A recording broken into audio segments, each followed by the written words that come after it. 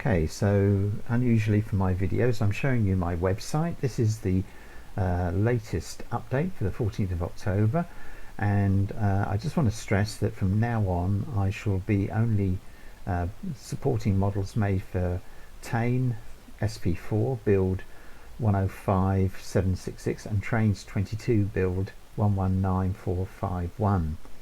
So any previous versions or any other versions, I'm not supporting their my models within them. So this is the front page showing the latest situation, and at the top here I've listed these are all my latest models or updates. So those are 8 private owner 20-ton steel coal wagons operated by various private owner private companies up until nationalisation. Then I've done a GWR version of that, which was there for their loco coal, and also 20-ton loco coal hopper. As I say, about 20 of these were made for supplying Swindon gasworks with coal from Barnsley. There's also a batch of 90 private owner wagons from the taken from the book of private owner wagons, the 4th collection from Lightmore Press. Absolutely excellent. And then the GWR Coral A wagon, which for transporting plate glass. And I've made a note here that my Loxwilly bogie carriages have now also been updated. But the reason why I wanted to show you the website is because now when you click on this, that should now just take you to those 8 private owner wagons, which you can download there. And remember, all of my links are to zip files, because for some reason I found that Microsoft browser didn't like the CDP files, or I had that reported from a few Trainzers. So again, there's the GWR coal wagon, 20-ton coal wagon, coal hopper, and the Coral A, and I've included the load which I created for that as well. So just to zoom back up to the top of the page, back to home, and so that's that one, and that one down there, and then here is all of these 10 and 12-ton railway clearinghouse wagons. And as I've made clear here, all made using the same mesh with appropriate different textures, and the typefaces are the closest I have. And there are a lot of them. And you can choose whichever ones you want to download.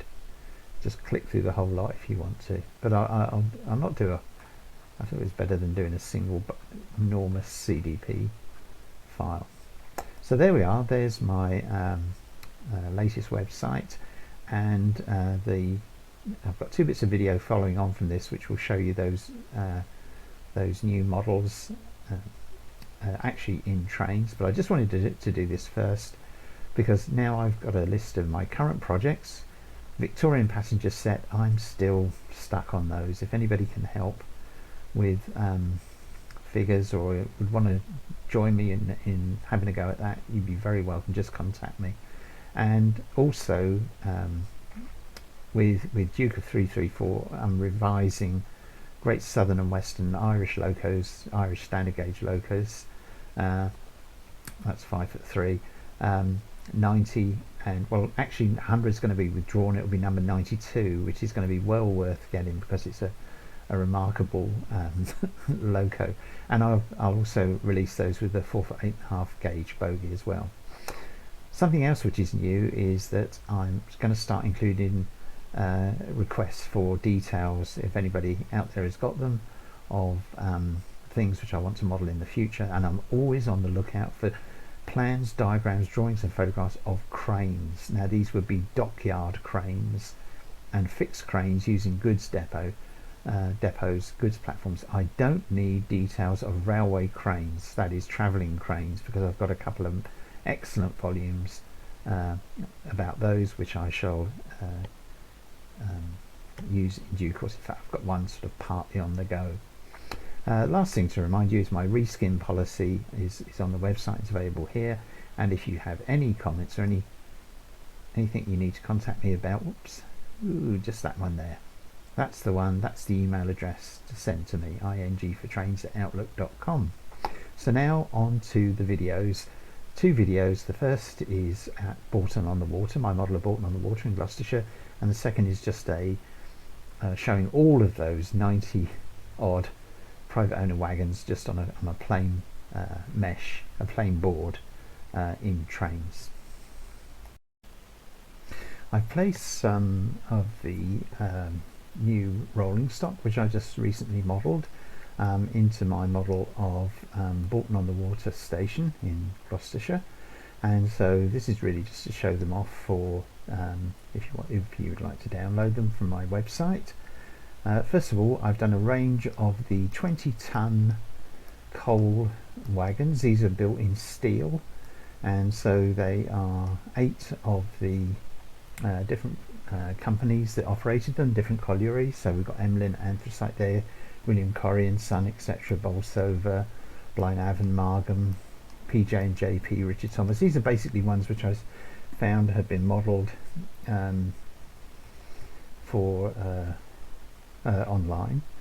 I saw them in on the web, so I've just basically covered those, and well, this one is in the Welsh anthracite private owner wagons book, of which more later in this this video. And I've also added some more proprietary rolling stock for the Great Western Railway. So there's the 20-ton, the Great Western's own version of this 20-ton wagon, loco coal, and you can see there with these what I've done is some of the exterior detail is actually modelled rather than just appearing on the texture. This isn't always the case in my stuff, but I decided to do it just with this 20-ton steel wagon. I just took a fancy to it that way. And there we are, rivets duly counted, duly fitted onto the Great Western version, and this of course with the others will be available, or is available on my website from the latest update.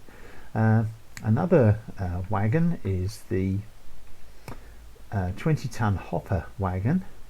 Now they built about 20 of these, the Great Western, for carrying coal from Wath Main Colliery near Barnsley to the Swindon gasworks. And of course they look familiar because they're similar to, very similar indeed, to the post-nationalisation mineral wagons that we use throughout British railways. But this is the Great Western version from before the Second World War. And so that's available on the website as well. And the third Great Western piece of Great Western rolling stock is the Coral A. Now this is a really remarkable vehicle in so many ways. It looks like a toast rack to me, and what it did is it carried these large packing cases which were contained plate glass. So this was actually a way of transporting plate glass around the railways for different customers. Now I've made the wagon load is available along with the wagon. That will be in the same CDP as the wagon. What I've not done is attempted to model all the sort of little chains and wires that we use to hold them in place. It would have made the model excessively detailed, I think, for loading up into trains.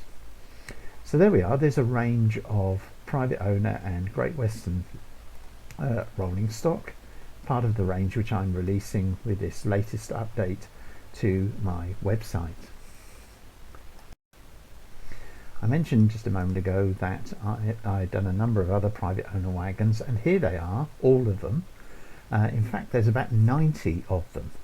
Now, you might think, my goodness, that's overkill, but they're all based on images and information contained in the volume 4 of the series of books about private owner wagons, available from Lightmore Press, and they are excellent. And this volume 4 was covering all of the Welsh anthracite collieries. So these are all 10 and 12 ton colliery wagons. Now what I've done is I made a single mesh, which is, for example, here, look, we zoom right in, for the International Anthracite Colliery Company. All of the meshes are identical. All these wagons are actually identical, only the textures are different, and the colours are based, of course, on the details from the book and the lettering. And so if you go through the book, you will find that maybe some of them had brake gear on only one side. I don't really worry too much about that, because I was going for the overall effect. And as you can see, the overall effect is quite remarkable.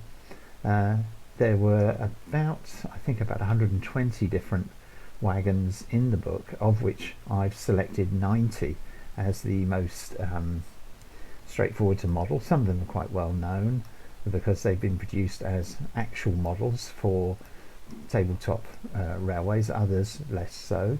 But I went right the way through, and they are a mix of 10 and 12 ton load wagons, and you'll find that if you click on different ones, you'll get either, that's a 10 tonner, 10160 kilos. I'm just doing it at random here. That's a 12 tonner, there we go, that's luckily. And also I've got the correct tear for each of the wagons in the configs. But apart from that, they're all pretty much identical, and they have pretty much identical details on the actual wagons themselves. And but of course they cover a whole series of different companies.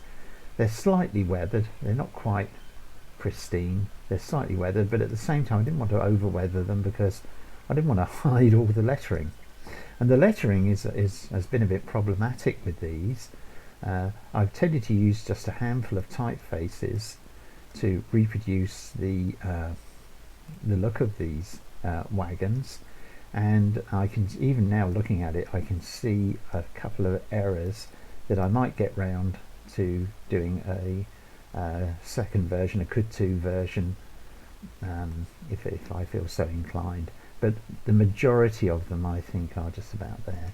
Certainly good enough to be released, and all of them will take coal, all of them will fill up sidings on a system covering anywhere in Britain, because these are the producers of that wonderful Welsh anthracite steam coal, and it's shipped everywhere, including from South Wales to the north of Scotland during the First World War, the Jellicoe specials. And so these are all the different collieries, and basically you can just pick and choose whichever you like. I'm listing them all, they're all listed individually on my website, and you can decide just what sort of mix you would like to have, and all available free of charge, of course. So a lot of private owner wagons available, combined with those 20-ton steel wagons which I mentioned. A lot of new private owner wagons now available on my website. I've also slightly changed part of the website, just a little, just a few tweaks. It's an ongoing change which I'm gradually implementing. For example, all those little enamel signs, I've now updated them to a version 3.5, which took ages to do, and I tidied up some Loxwilly carriages which hadn't been touched for, let me see, 15 years, and were hopelessly out of date, so they needed a bit of tidying up to bring them upgrading to bring them up to date a bit. So there we are, a lot of private owner wagons to run on your layout. They'll suit any region, any area, and it was an absolute joy to go through that Welsh anthracite colliery book and read everything about the different companies, and then to reproduce their wagons, just one, sometimes two, depending on the particular colliery. I'm just looking there. See, for example, Emlyn colliery there. Two different liveries. Many others I can see. Cumbrac. There we are. Cumbrac. There's a couple of different versions of that. Great Mountain. That was another one where there was, or rather, Western Valleys, not Great Mountain, Western Valleys. And so I hope you find them of interest. I hope you enjoy them, and The typefaces, as I say, I've tried to get as closely as possible. There was one particular Victorian serif face which was used on several of them, 3 or 4 of them, which I just couldn't replicate. I couldn't find a typeface that would match it, and I wasn't prepared to trace every single letter of that typeface in order to get the correct look. So it's the spirit of it rather than that. And also some of the smaller, where you get the tear weight, the tear and the empty 2 and that small writing now tended to go for use something like Century Schoolbook,